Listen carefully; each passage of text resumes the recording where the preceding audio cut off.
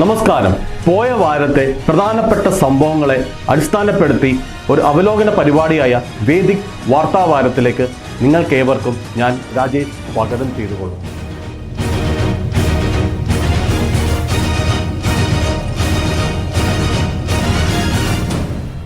കഴിഞ്ഞ ആഴ്ചയിലെ പ്രധാനപ്പെട്ട തലക്കെട്ടുകളിലേക്ക് നമുക്കൊന്ന് പരിശോധിക്കാം. Kannadippaya, a traditional tribal handicraft from Kerala has received geographical identification tag. India holds fire as Trump announces tariff. ARCTC's CRISP-based test detects a rare blood cancer. Art and machines, Studio Ghibli versus AI-generated art. India and Sri Lanka signs 7 agreements. Should India switch to hydrogen-powered trains? Prime Minister Sri Narendra Modi inaugurates India's first vertical sea lift bridge at Rameshwaram. Kannadipaya from Kerala has received geographical identification tag. അപ്പോൾ എന്താണ് ഈ കണ്ണാടിപ്പായ? കണ്ണാടിപ്പായ എന്ന് പറയുന്നത് നമ്മുടെ കേരളത്തിൽ നിന്നുള്ള പരമ്പരാഗതമായ ഒരു ട്രൈബൽ ഉൽപ്പന്നമാണ്. ഇതിനാണ് ജോഗ്രഫിക്കൽ ഐഡൻറ്റിഫിക്കേഷൻ ടാഗ് ലഭിച്ചിട്ടുള്ളത്.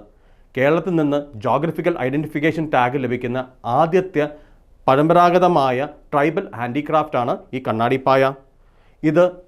ഈ കണ്ണാടിപ്പായയുടെ പ്രത്യേകത എന്ന് വെച്ച് കഴിഞ്ഞാൽ ഇത് നമ്മുടെ മുളയുടെ ഇന്നർ റീഡ്സ് ഉപയോഗിച്ചിട്ടാണ് ഉണ്ടാക്കുന്നത്. ഇത് ഒരു കണ്ണാടി പോലെ തന്നെ, പേര് സൂചിപ്പിക്കുന്ന കണ്ണാടി പോലെ തന്നെ റിഫ്ലക്റ്റീവ് ആയിട്ടുള്ള പാറ്റേൺസ്, കൂളിംഗ് പ്രോപ്പർട്ടീസുമാണ് ഇതിനുള്ള. അതായത് തണുപ്പ് നൽകുന്ന ഒരു പ്രത്യേകത ഈ പായക്കുണ്ട്. ഇത് GI ടാഗ് നൽകുന്നത് ഉണർവ് വനശ്രീ ട്രൈബൽ യൂണിറ്റുകൾക്കാണ്. ഇവ ഇടുക്കിയിലാണുള്ളത്. ഈ കണ്ണാടിപ്പായ നമ്മുടെ നാട്ടിൽ ഇത് ഉണ്ടാക്കുന്നത് ഊരാളി, മന്നാൻ, മുത്തുവ, മലയാൻ തുടങ്ങിയ ചില പ്രത്യേക ഗോത്ര വിഭാഗങ്ങളാണ്. ഇത് കേരള ഫോറസ്റ്റ് റിസർച്ച് ഇൻസ്റ്റിറ്റ്യൂട്ടിൻ്റെയും കേരള അഗ്രികൾച്ചർ യൂണിവേഴ്സിറ്റിയുടെയും സംയുക്ത ആഭിമുഖ്യത്തിലാണ് GI ടാഗ് ലഭിക്കാൻ വേണ്ടിയിട്ടുള്ള നീക്കങ്ങൾ നടത്തിയത്. അപ്പോൾ ഓർത്തു വെക്കുക കണ്ണാടിപ്പായ എന്താണെന്നുള്ളത്. അപ്പോൾ ഇതോടനുബന്ധിച്ച് ഒരു ചോദ്യത്തെ ആണ് നിങ്ങളുടെ മുന്നിലേക്ക് വെക്കുന്നത്. With reference to Indian economy, consider the following statements. Statement 1, Agriculture Produce Market Committee Act is mandated by the WTO as condition for food trade. Second, geological identifications are granted under WTO's TRIPS agreement. GIs are used to identify agricultural, natural or manufactured goods with specific geographical origin. Which of the following statements given are correct? അപ്പോൾ അതിനുള്ള options നിങ്ങളുടെ മുന്നിൽ വെച്ചിട്ടുണ്ട്. അപ്പോൾ നിങ്ങൾ ശരി ഉത്തരങ്ങൾ നമുക്ക് അയച്ചു തരിക എന്ന് പറഞ്ഞുകൊണ്ട് അടുത്ത വാർത്തയിലേക്ക് നമുക്ക് മുന്നോട്ട് പോകാം. India holds fire as Trump announces tariffs. India holds fire as Trump announces tariffs. അപ്പോൾ എന്താണ് ഈ ന്യൂസ് എന്ന് നോക്കാം. നമുക്കറിയാം ഡൊണാൾഡ് ട്രംപ് അമേരിക്കയുടെ പ്രസിഡൻ്റാണ്. അദ്ദേഹം ചുമതലയേറ്റപ്പോൾ തൊട്ട് തന്നെ അദ്ദേഹം വിദേശ ഉൽപ്പന്നങ്ങൾക്ക് 10% താരിഫ് രേഖപ്പെടുത്തിയിട്ടുണ്ട്. ഇന്ത്യക്ക് ഏകദേശം 27% താരിഫാണ് അദ്ദേഹം ഇന്ന് നടപ്പാക്കിയിരിക്കുന്നത്. ഇന്ത്യ ഇതുവരെ ഒരു റിറ്റാലിയേഷൻ നടപടി എടുത്തിട്ടില്ല. അപ്പോൾ ഇന്നത്തെ ലേറ്റസ്റ്റ് വാർത്ത പറഞ്ഞിരിക്കുന്നത് വെച്ചാൽ ഇന്നലെ വന്നിരിക്കുന്ന ലേറ്റസ്റ്റ് വാർത്ത അനുസരിച്ചിട്ട് ചൈന ഒഴിച്ചുള്ള ബാക്കി രാജ്യങ്ങൾക്ക് അദ്ദേഹം യൂണിവേഴ്സലായിട്ട് ഒരു 10% താരിഫ് രേഖപ്പെടുത്തി അടുത്ത 3 മാസത്തേക്ക് പുനർ നടപടികൾ എടുക്കുന്നില്ല. ചൈനയിൽ നിന്നുള്ള ഉൽപ്പന്നങ്ങൾക്ക് ഏകദേശം 150% താരിഫാണ് അദ്ദേഹം രേഖപ്പെടുത്തിയിരിക്കുന്നത്. അപ്പോൾ എന്താണ് ഈ tariff? Tariff is A tax imposed on imported goods. Tariff is a tax imposed on imported goods. It is used to protect domestic industries and generate revenue. നമ്മുടെ ആഭ്യന്തരമായ ഉൽപ്പന്നങ്ങളെ പ്രൊട്ടക്റ്റ് ചെയ്യാൻ വേണ്ടിയിട്ടാണ് ഈ താരിഫ് സാധാരണഗതിയിൽ രാജ്യങ്ങൾ ഉപയോഗിക്കുന്നത്. ഒരു രാജ്യം വേറൊരു രാജ്യത്തിൻ്റെ പ്രോഡക്ട്സിന് വേണ്ടി താരിഫ് ഏർപ്പെടുത്തി കഴിഞ്ഞാൽ ഇത് സാധാരണഗതിയിലേക്ക് നയിക്കുന്നത് പരസ്പരമായ ഒരു താരിഫ് യുദ്ധത്തിലേക്കാണ് നയിക്കുന്നത്. ഈ താരിഫ് യുദ്ധങ്ങൾ പലപ്പോഴും നമ്മുടെ ലോകത്തിൻ്റെ ഗതി തന്നെ മാറ്റിയിട്ടുണ്ട്. 1ാം ലോക യുദ്ധങ്ങളുടെയും 2ാം ലോക യുദ്ധങ്ങളുടെയും മുന്നോടിയായിട്ട് താരിഫ് യുദ്ധങ്ങൾ നിലവിലുണ്ടായിരുന്നു. അതിനൊക്കെ ഒരു അറുതി വരുത്താൻ വേണ്ടിയിട്ട് തന്നെയാണ് ഗാട്ട് എഗ്രിമെൻറ്റും തുടർന്ന് WTOയും നിലവിൽ വന്നിട്ടുള്ളത്. അപ്പോൾ ഇതിൻ്റെ ഇമ്പാക്റ്റ് നോക്കിക്കഴിഞ്ഞാൽ താരിഫ് എക്സ്പോർട്സിനെ ദോഷകരമായിട്ട് ബാധിക്കും. എസ്പെഷ്യലി നമ്മുടെ നാട്ടിലെ ഇന്ത്യയുടെ ജെംസ് ജ്വല്ലറി സെക്ടറിനെ ഇത് വളരെയധികം ദോഷകരമായിട്ട് ബാധിക്കാൻ സാധ്യതയുണ്ട്. ഇതുകൊണ്ട് തന്നെ സാധനങ്ങൾക്ക് വില വർധന, ജോലി നഷ്ടപ്പെടൽ അല്ലെങ്കിൽ പ്രോഫിറ്റുകൾക്ക് കുറഞ്ഞ രീതിയിലുള്ള പ്രോഫിറ്റുകളാണ് ഉണ്ടാകാൻ സാധ്യതയുള്ളത്. ഇനി ഇതിനെതിരെ ചൈന വെറുതെ ഇരിക്കുന്നിട്ടില്ല. ചൈന ഏകദേശം 34% താരിഫുകളാണ് US നിന്ന് ഇമ്പോർട്ട് ഗുഡ്സിന് ചെയ്തിരിക്കുന്നത്. ഇതോടൊപ്പം തന്നെ ചൈന റെയർ എർത്ത് മിനറൽസിൽ US എക്സ്പോർട്ടുകൾ നിരോധിക്കാനും നീക്കം തുടങ്ങുകയുണ്ടായി. ചൈന ഈ US-ൻ്റെ ഈ പ്രാക്ടീസിനെതിരെ WTO-യിലേക്ക് പരാതികൾ നൽകാനുള്ള നീക്കവും ആയിട്ട് മുന്നോട്ട് പോകുന്നുണ്ട്. എന്താണ് ഈ റെയർ എർത്തിൻ്റെ പ്രത്യേകത എന്ന് ചോദിച്ചു കഴിഞ്ഞാൽ, റെയർ എർത്ത് മിനറൽസിൽ നിന്നാണ് ആധുനിക ലോകത്തിൻ്റെ ഇലക്ട്രോണിക്സും EVയും ഡിഫൻസ് ടെക്നോളജിയും എല്ലാം രൂപീകരിക്കുന്ന ഈ റെയർ എർത്ത് മിനറൽസിൽ നിന്നാണ്. ഈ റെയർ എർത്ത് മിനറൽസിൻ്റെ സപ്ലൈയിൽ, ഗ്ലോബൽ സപ്ലൈയിൽ ചൈനയ്ക്ക് ഏകദേശം 80% ഷെയറാണുള്ളത്. അപ്പോൾ 80% ഷെയറുള്ള ചൈനയ്ക്ക് അമേരിക്കയിലേക്ക് ഉൽപ്പന്നങ്ങൾക്ക് നിയന്ത്രണം ഏർപ്പെടുത്തിക്കുന്ന സ്വാഭാവികമായിട്ട് അത് ഒരു താരിഫ് യുദ്ധത്തിലേക്കും തുടർന്ന് ചില നടപടികളിലേക്കും നയിക്കാൻ സാധ്യതയുണ്ടെന്ന് വിദഗ്ധർ ആശങ്കപ്പെടുന്നു. അപ്പോൾ ഇതിൽ ഒരു ചോദ്യമാണ് നിങ്ങളുടെ മുന്നിലേക്ക് വെക്കുന്നത്. The quantity of imported edible oils is more than the domestic production of edible oils in the last 5 years. Government does not impose any customs duty on all imported edible oils as part of the public distribution program. ഇതിനകത്ത് ശരി ഉത്തരങ്ങളുടെ option നിങ്ങളുടെ മുന്നിലേക്ക് വെച്ചിട്ടുണ്ട്. അപ്പോൾ ശരി ഉത്തരം ഞങ്ങളോട് അയച്ചു തരിക. അടുത്ത വാർത്തയിലേക്ക് നമുക്ക് മുന്നോട്ട് പോകാം. ACTREC CRISPR based test detects rare blood cancer. ഇതായിരുന്നു പ്രധാനപ്പെട്ട തലക്കെട്ട്. മുംബൈയിലെ ടാറ്റ മെമ്മോറിയൽ ഹോസ്പിറ്റലിൻ്റെ ACTREC ഡിവിഷനാണ് ഈ പുതിയ ഒരു CRISPR gene based editing technology കണ്ടുപിടിച്ചിരിക്കുന്നത്. ഈ ടെസ്റ്റ് കാരണം പെട്ടെന്ന് തന്നെ ജീൻ ബേസ്ഡ് ആയിട്ട് ഒരു നമ്മുടെ ബ്ലഡ് ക്യാൻസറിനെ ഐഡൻറ്റിഫൈ ചെയ്യാനുള്ള ഒരു ടെസ്റ്റ് വളരെ നിമിഷാർത്ഥമായിട്ട് കണ്ടെത്താൻ പറ്റുമെന്നാണ് വിദഗ്ധർ പറയുന്നത്. ഇത് അക്യൂട്ട് പ്രൈമോലൈറ്റിക് ലുക്കേമിയയുടെ ഡിറ്റക്ഷന് വളരെയധികം ഉപകാരപ്പെടുന്നതാണ്. ഏകദേശം 3 മണിക്കൂർ കൊണ്ട് തന്നെ ഈ ടെസ്റ്റ് മുഖാന്തരം നമുക്ക് റിസൾട്ട് കിട്ടുന്നതാണ്. ഇത് വളരെ ചീപ്പും അതോടൊപ്പം തന്നെ ഇന്ന് നിലവിലുള്ള ഡിറ്റക്ഷൻ മെത്തേഡ്സിനേക്കാളും വളരെ ഫാസ്റ്ററുമാണ്. ഇതുകൊണ്ട് തന്നെയാണ് ഇതിൻ്റെ അഡ്വാൻറ്റേജ് ഉള്ളത്. അപ്പോൾ എന്താണ് APL അല്ലെങ്കിൽ അക്യൂട്ട് പ്രൈമോലൈറ്റിക് ലുക്കേമിയ? ഇതൊരു വളരെ റെയറായിട്ട് എന്നാൽ വളരെ പെട്ടെന്ന് വർദ്ധിക്കുന്ന ഒരു റെയർ ടൈപ്പ് ഓഫ് ബ്ലഡ് ക്യാൻസറാണ്. ഇത് ജനറ്റിക് മിസ്റ്റേക്ക് കാരണമാണ് ഉണ്ടാകുന്നതെന്നാണ് വിദഗ്ധർ പറയുന്നത്. 2 ജീൻസ് PML ജീൻസും അല്ലെങ്കിൽ RARA റീൻസിൻ്റെ ജോയിൻറ്റ് ഫ്യൂഷൻ, ഇത് തെറ്റായിട്ട് പെയർ ചെയ്ത PML അല്ലെങ്കിൽ RARA ജീൻസ് കാരണമാണ് ഇത് വരുന്നത്.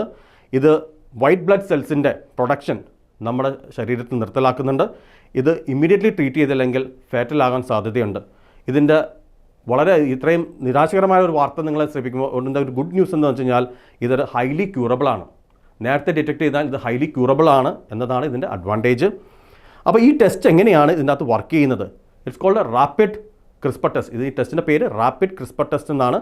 ഇത് രോഗിയുടെ ബ്ലഡ് സാമ്പിൾ പരിശോധിച്ചിട്ട് CRISPR PML RARA ജീൻസിൻ്റെ ഫ്യൂഷനെ ഉണ്ടോ ഇല്ലെന്ന് നോക്കും. ഇത് ഒരു പേപ്പർ സ്ട്രിപ്പ്, കോവിഡ് ടെസ്റ്റ് നമ്മുടെ കോവിഡിൻ്റെ സമയത്ത് ഒരു പേപ്പർ സ്ട്രിപ്പിൽ നമുക്കിത് കണ്ടെത്താൻ പറ്റുന്ന പോലെ തന്നെ വളരെയധികം ലളിതമായിട്ട് ഒരു സിംഗിൾ ഡ്രോപ്പ് ഓഫ് ബ്ലഡ് കൊണ്ട് നമുക്ക് കണ്ടെത്താൻ പറ്റുന്നതാണ്. ഇത് ഒരു ചെറിയ ഹോസ്പിറ്റലോ റൂറൽ ഏരിയകളിലോ അല്ലെങ്കിൽ ഈവൻ വികസിക്കുന്ന രാജ്യങ്ങളിലോ ഇത് ഉപയോഗിക്കാൻ പറ്റും. അപ്പോൾ അതുകൊണ്ടാണ് ഈ ടെസ്റ്റ് ഇമ്പോർട്ടൻ്റ് ആയിരിക്കുന്നത്. അപ്പോൾ ഈ ടെസ്റ്റ് ലൈക്ക് CRISPR ഇന്നത്തെ RT-PCR ടെസ്റ്റിനേക്കാളും ഫാസ്റ്റാണ്, എക്സ്പെൻസീവ് അല്ല. അപ്പോൾ ഇതുകൊണ്ടാണ് ഇതിൻ്റെ അഡ്വാൻറ്റേജ് ആയിട്ട് ഉണ്ടായിരിക്കുന്നത്. ഈ വാർത്ത രോഗികൾക്ക് ഒരു ശമനമാകും എന്ന് അല്ലെങ്കിൽ ഒരു ആശ്വാസമാകുമെന്ന് പ്രതീക്ഷിച്ചുകൊണ്ട് അടുത്ത വാർത്തയിലേക്ക് നമുക്ക് മുന്നോട്ട് പോകാം. Art and machines, studio Ghibli versus AI generated art. ChatGPT മുതലായിട്ടുള്ള AI ജനറേറ്റഡ് ആർട്ടുകൾ ഇന്ന് ലോകം മാറ്റിക്കൊണ്ടിരിക്കുകയാണ്. അതുകൊണ്ട് അനുബന്ധിച്ച് ഒരു വാർത്തയാണ് നിങ്ങളുടെ മുന്നിലേക്ക് എത്തുന്നത്. ChatGPTക്ക് പുതിയൊരു ഫീച്ചർ വന്നിട്ടുണ്ട്. അതായത് സ്റ്റുഡിയോ ഗിബിലി സ്റ്റൈൽ ഒരു ആനിമേഷൻ പ്രോഗ്രാം ChatGPTയുടെ ഭാഗമായിട്ട് വരുന്നുണ്ട്. അപ്പം AIക്ക് സ്വന്തമായിട്ട് തന്നെ ആർട്ടിനെ കോപ്പി ചെയ്ത് സ്വന്തമായിട്ട് ആർട്ട് ക്രിയേറ്റ് ചെയ്യുന്ന ഒരു അവസരത്തിലേക്ക് എത്തുക. ആർട്ട് എന്ന് വെച്ചാൽ കല നൈസർഗികമാണ്.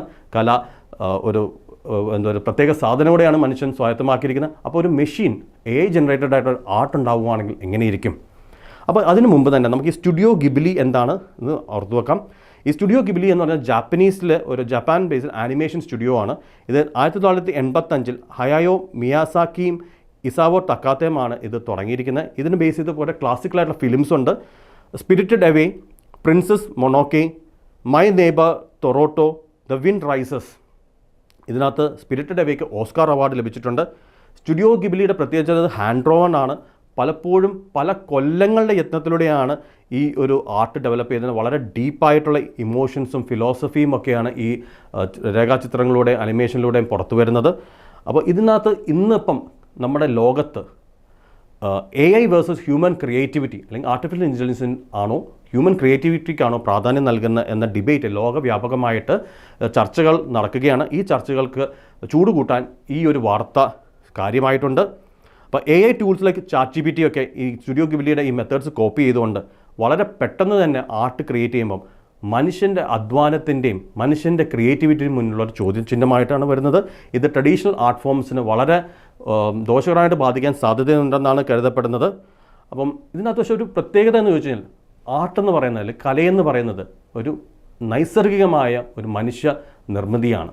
ഇതിന് എത്രമാത്രം മെഷീന് അനുകരിക്കാൻ പറ്റും, അല്ലെങ്കിൽ നിർമ്മിത ബുദ്ധിക്ക് അനുവദിക്കാൻ പറ്റും എന്ന ചോദ്യം ചോദിച്ചുകൊണ്ട് ഞാൻ അടുത്ത വാർത്തയിലേക്ക് നമുക്ക് മുന്നോട്ട് പോകാം. അടുത്ത വാർത്ത എന്ന് പറയുന്നത് ഇന്ത്യ ശ്രീലങ്കയും 7 പ്രധാനപ്പെട്ട എഗ്രിമെൻറ്റിൽ സൈൻ ചെയ്തു. കഴിഞ്ഞ ആഴ്ച ശ്രീ നരേന്ദ്രമോദി ശ്രീലങ്ക സന്ദർശിക്കുകയുണ്ടായി.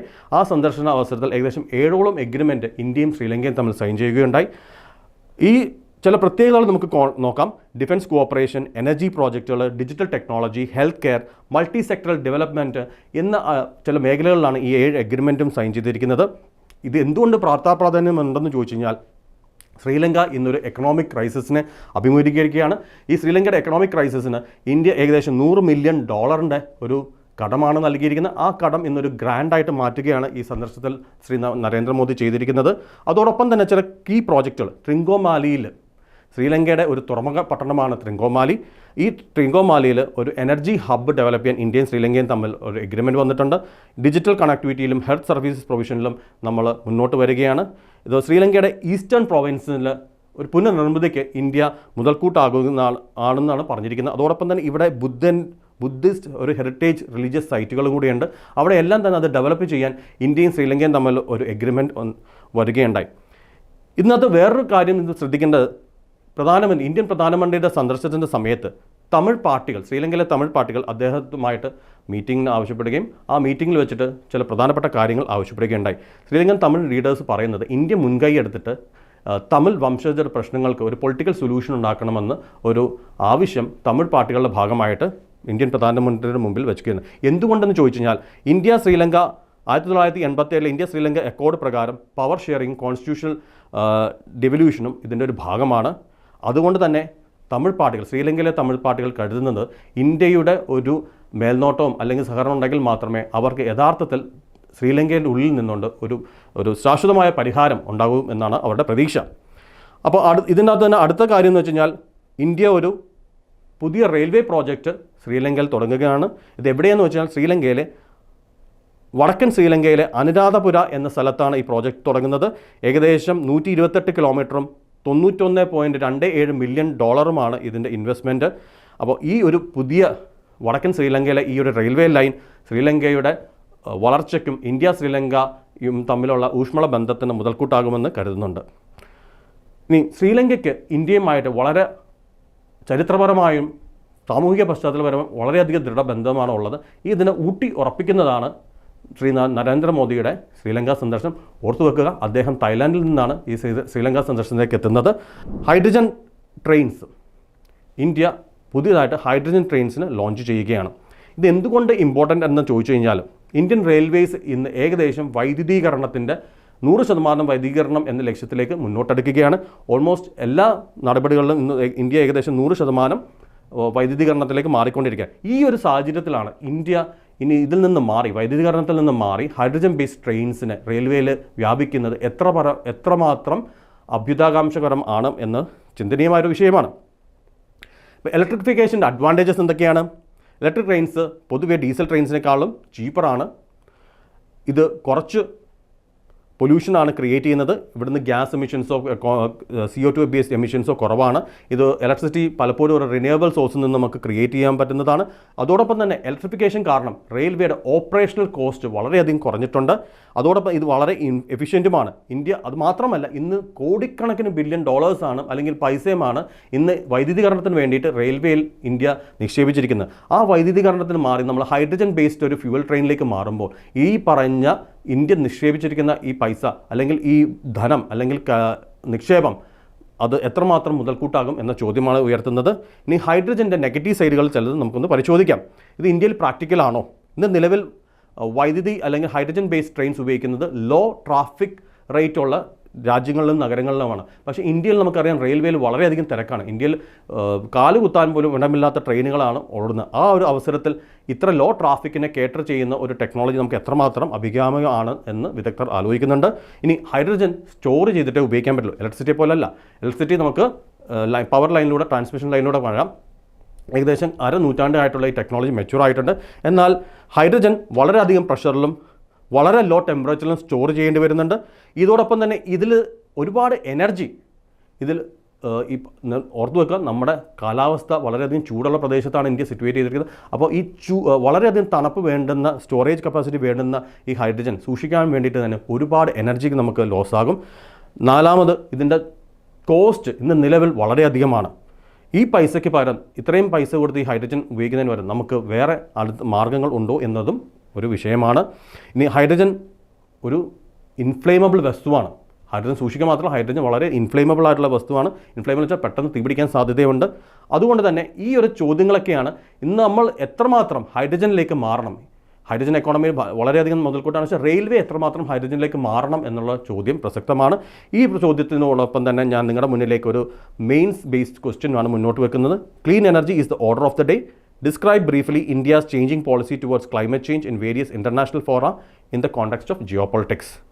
ഇത് ഒരു 2022 മെയിൻസ് ക്വസ്റ്റ്യൻ ആയിരുന്നു, പേപ്പർ 3 എന്ന് സൂചിപ്പിച്ചുകൊണ്ട് അടുത്ത വാർത്ത നമുക്ക് പരിശോധിക്കാം. പ്രധാനമന്ത്രി ശ്രീമാൻ നരേന്ദ്രമോദി ഇന്ത്യയുടെ ആദ്യത്തെ വെർട്ടിക്കൽ സീ ലിഫ്റ്റ് ബ്രിഡ്ജ് ഉദ്ഘാടനം ചെയ്തുകൊണ്ടായി. ഇത് എവിടെയായിരുന്നു എന്ന് നമുക്കൊന്ന് നോക്കാം. ശ്രീമാൻ നരേന്ദ്രമോദി ഇന്ത്യയുടെ ആദ്യത്തെ വെർട്ടിക്കൽ ലിഫ്റ്റ് സീ ബ്രിഡ്ജാണ് ഉദ്ഘാടനം ചെയ്തത്. ഇത് എവിടെയാണ്? പ്രധാനമന്ത്രി ഉദ്ഘാടനം ചെയ്ത ഈ വെർട്ടിക്കൽ സീ ലിഫ്റ്റ് ആക്ച്വലി നമ്മുടെ രാമേശ്വരത്ത് പാമ്പൻ പാലത്തിന് സമാന്തരമായിട്ടാണ്. രാമേശ്വരത്തെ ധനുഷ്കോടിയും ശ്രീലങ്കയിലെ തലൈ മന്നാറും ആയിട്ട് ബന്ധിപ്പിക്കുന്ന ഒരു പാലമാണിത്. ഇത് ഇന്ത്യയുടെ പാക് സ്ട്രേറ്റിന്, ഇന്ത്യ ശ്രീലങ്ക ഇടയിലുള്ള കടലിടുക്കായ പാക് സ്ട്രേറ്റിന് മുകളിലാണ്. ഇതിൻ്റെ ചില പ്രത്യേകതകൾ നമുക്കൊന്ന് നോക്കാം. ഏകദേശം 531 കോടി രൂപ ചെലവഴിച്ചിട്ടാണ് ഇത് പണിതിരിക്കുന്നത്. 2 കിലോമീറ്ററാണ് ഇതിന് നീളമുള്ളത്. ഇതിൻ്റെ അകത്ത് ഈ വെർട്ടിക്കൽ സീ ലിഫ്റ്റ്, അതായത് ബ്രിഡ്ജ് തുറന്ന്, അതായത് സീ ബ്രിഡ്ജ് തുറന്ന് കപ്പലുകൾ അതിൻ്റെ ഇടയിൽ കൂടെ പാസ് ചെയ്യാം. ഏകദേശം 72.5 മീറ്റർ നീളമുള്ള ഒരു സ്പാനാണ് ഇതിനകത്ത് തുറന്നു വരുന്നത്. ഈ ബ്രിഡ്ജ് പഴയകാല ബ്രിട്ടീഷ് നിർമ്മിതമായ പാലത്തിനെ റീപ്ലേസ് ചെയ്യുകയാണ് ഉള്ളത്. It is estimated to be, അതായത് ഈ ഒരു എസ്റ്റിമേറ്റ് പ്രകാരം 3% അല്ലെങ്കിൽ 3 ഇരട്ടി പണ്ട് നിലവിലുണ്ടായിരുന്ന പാലത്തെക്കാളും 3 ഇരട്ടി സ്ട്രോങ് ആണെന്നാണ് കരുതപ്പെടുന്നത്. ഇതിൻ്റെ അഡ്വാൻറ്റേജസ് നോക്കിക്കഴിഞ്ഞാൽ ഇത് ഇന്ത്യയും ശ്രീലങ്കയും തമ്മിലുള്ള മെയിൻലാൻഡ്, അതായത് ഒരു ബന്ധത്തെ മാത്രമല്ല, ഈ ധനുഷ്കോടിയും മെയിൻലാൻഡ് ഇന്ത്യയുമായിട്ടുള്ള കണക്ഷൻ വളരെയധികം ശക്തിപ്പെടുത്തും. പുതിയതായിട്ടുള്ള കടലിടുക്കിലൂടെയുള്ള കപ്പലിൻ്റെ നീക്കങ്ങൾ ഇതിനെ ഫെസിലിറ്റേറ്റ് ചെയ്യും. ഇത് തമിഴ്നാട്ടിലെ ടൂറിസം വികസനത്തിന് മുതൽക്കൂട്ടാകുമെന്ന് കരുതുന്നു. ഇതോടൊപ്പം തന്നെ ഇന്ത്യയുടെ ഒരു പുതിയ ടെക്നോളജി, ഇന്ത്യയുടെ ടെക്നോളജിക്കൽ മാർവലായിട്ട് ലോകം അംഗീകരിക്കാൻ തുടങ്ങിയിട്ടുണ്ട്. ഇതോടൊപ്പം ഈ ഒരു ഉദ്ഘാടനത്തോടൊപ്പം തന്നെ നരേന്ദ്രമോദി ചില പദ്ധതികൾ മുന്നോട്ട് വയ്ക്കുകയുണ്ടായിട്ടുണ്ട്.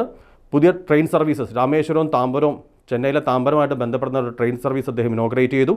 4 line road network between Chennai and ആന്ധ്രാപ്രദേശും ഇതോടൊപ്പം അദ്ദേഹം ഉദ്ഘാടനം ചെയ്തിട്ടുണ്ടായിരുന്നു. പുതിയ ചില മെഗാ ഇൻഫ്രാസ്ട്രക്ചർ പ്രോജക്റ്റുകളെ പറ്റിയും, വന്ദേ ഭാരത്, അമൃത് ഭാരത്, ബുള്ളറ്റ് ട്രെയിനുകളെ, അതുപോലെ ഡെഡിക്കേറ്റഡ് ഫ്ലൈറ്റ് കോറിഡോഴ്സിനെ പറ്റിയും അദ്ദേഹത്തിൻ്റെ പ്രസംഗത്തിൽ വിശദമായി സൂചിപ്പിക്കുകയുണ്ടായി. എന്ന് സൂചിപ്പിച്ചുകൊണ്ട് അടുത്തൊരു ചോദ്യം ആണ് നിങ്ങളുടെ മുന്നിലേക്ക് വെക്കുന്നത്. The India-Sri Lanka relations have undergone qualitative changes in recent past. Elucidate.